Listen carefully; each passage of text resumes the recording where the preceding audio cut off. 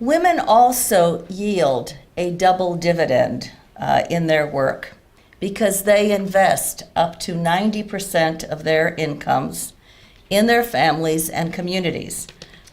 The case for unlocking the potential of women and including them more fully in the economic life of our nations, I think has to begin with acknowledging with what women are already doing to make an enormous contribution to economic growth around the world.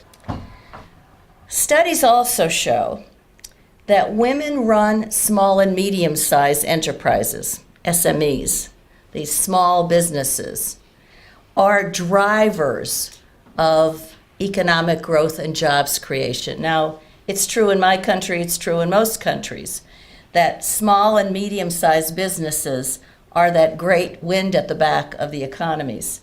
That's where jobs get created. That's where incomes are generated. And one of the problems that women have, even though we know that SMEs have this extraordinary impact both on the business person as well as on the greater economy, is that women confront all kinds of barriers that under similar conditions men do not, certainly at the complexity of the components. Laws and customs often create roadblocks. In some places, as you all know, I'm sure, women have no right to inheritance, no right to own property.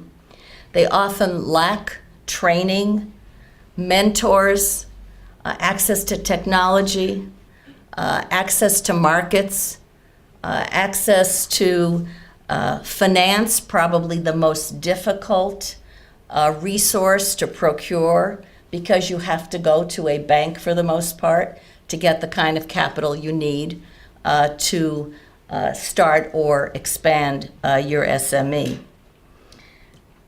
So this lack is something that clearly needs to be addressed for the sake of the participants as well as for the sake of the greater good. Other studies show that a reduction in barriers to female labor force participation would increase, for example, in my country, would increase our GDP by 9%, which would be a good thing in today's economy, or these Eurozones by 13%, or Japan by 16%. So these kinds of barriers and restrictions erode women's abilities to participate fully in their economies, to support their families, either as employees or as entrepreneurs.